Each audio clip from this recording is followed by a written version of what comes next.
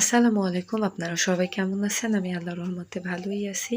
আপনাদের দোয়ায় ও ভালোবাসায় এই যে দেখতেছেন পলিথিন টাঙানো। এই পলিথিনগুলো কেন টাঙানো?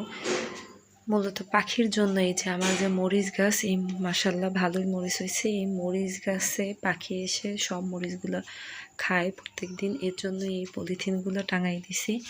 আর ওদের বাবার একটা পুরাতন জামা দিয়ে শার্ট দিয়ে ওইটা দিয়ে একটা লাঠির মধ্যে ঢুকে দাঁড়া করাই রাখছি, যাতে মনে হয় যে একটা মানুষ দাঁড়াই আছে।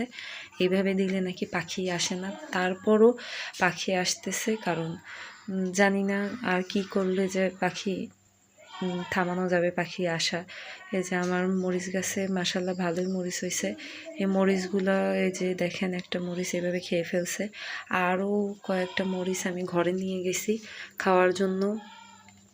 এখন পর্যন্ত মরিচগুলো ভালোভাবে পাকেও নাই, এর আগেই মরিচগুলো পাখিতে খেয়ে ফেলতেছে। আর এই যে দেখেন এই বেগুন গাছে পোকায় ধরছিল। এর জন্য আমার শাশুড়ি আবার বললো যে ছাই দিয়ে দাও, বাসি ছাই দিয়ে দিলে নাকি বেগুন গাছে পোকা ধরে না। এই যে আর একটা মরিচ গাছ আমার, এই মরিচ গাছগুলো দিয়ে এই যে এই মরিচ গাছটাও ভালোই মরিচ হয়েছে। তো দেখেন এই যে এইভাবে, কিন্তু আমরা এই পাখি এইভাবেই করার জন্য, পাখি তাড়ানোর জন্য এইগুলা দেওয়া, কিন্তু তারপরও পাখিতে সব খাই ফেলাইতে আছে। বুঝতেছি না কি করব। যে এই যে পেঁপে পাড়তে আছে, ওর বাবারে বললাম যে পেঁপেও পারো, কারণ পেঁপেও খাইছে একটা। আজকে সকালে আমি ঘুম থেকে উঠে দেখি যে পেঁপে খাই ফেলাইছে। আর পেঁপে গাছটাও কেমন জানি হয়ে গেছে। পেঁপে মাশাআল্লাহ ভালোই পেঁপে হয়েছিল। এই যে দেখেন এই পেঁপেটা খাই ফেলাইছে পাখিতে।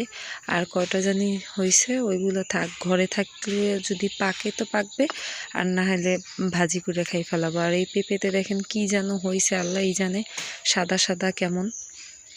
গাছটায় ওইরকম সাদা সাদা কি রোগ হয়েছে আল্লাহই জানে।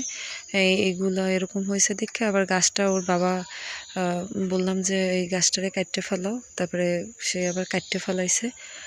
আর এদিকে আবার চলে আসলাম খালপাড়ে। আমাদের এটা খালপাড়ে মাটি, ওই যে খাল কাটছিল কয়দিন আগে, এজন্য এই মাটিগুলো উঠাইছে খাল থেকে।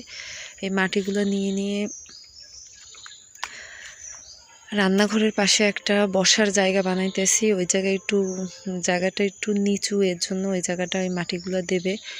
আমি আবার আগে চলে যাইতেছি। ওই আমার ছোট ছেলেটা আবার আমারে ডাকতেছিল মা মা করে, এর জন্য ওর কাছে আবার চলে আসলাম। এই দেখেন এই যে এই জায়গাটায় মাটিগুলো ফালাইছে, যাতে ওই জায়গায় ওরাও ভালোভাবে উঠা যাতে বসতে পারে, এর জন্য এই মাটিগুলো ফালাইছে। আর এই যে বসার জায়গা বানাইছে, যাতে এই রান্নাঘরের পাশে একটু বসতে টসতে পারে আমার ছেলেগুলো। আবার কেউ আসে যদি, তারাও বসতে পারবে, কারণ বসার তো ভিতরে কোনো জায়গা নাই।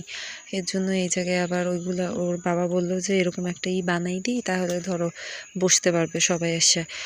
আর এই জায়গায় শশা গাছ লাগাইছি কয়টা, 3টা শশা গাছ লাগাইছি। একটা শশা গাছ কেমন জানি হয়ে গেছে, মাশাআল্লাহ 2টা গাছ ভালোই ধরছে। এজন্য আবার বাঁশের এইগুলো দিয়ে দিছি।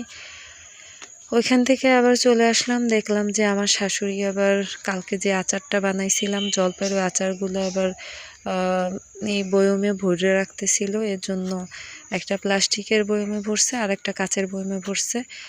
এই আচারগুলো অনেক দিন থাকবে না, বেশি দিন থাকবে না, তাড়াতাড়ি খাওয়া হয়ে যাবে। আর এই দেখেন, এটা হচ্ছে খুবই গুরুত্বপূর্ণ একটা পাতা। বরিশালের ভাষায় বচুটি লতা বলে বা বুচি লতা বলে। এগুলো মনে করেন কাটার জায়গায় দিলেও যেমন তেমন গ্যাস্ট্রিকের অনেক, যাদের গ্যাস্ট্রিক আছে তাদের জন্য খুব ভালো উপকারী। এগুলো পেটে ঘা বা মুখে ঘা যদি হয়, তাহলে আপনারা যদি খান তাহলে এগুলো খুব ভালো কাজ করে। এর জন্য আমার শাশুড়ি অনেক গ্যাস্ট্রিক হয়েছে, এর জন্য এই ওষুধ খায়, তারপরও কমে না এগুলো। এর জন্য আমি ওই পাতাগুলোরে পাটায় ছেঁচার পরে তারপরে এই যে রস বানাই দিছি তারা খাওয়ার জন্য। আপনারা খেয়ে আমাকে কমেন্ট বক্সে জানাবেন যে উপকার হয়েছে নাকি। আপনারা খেয়ে দেখবেন, তাহলে দেখবেন যে অনেক উপকার পাবেন।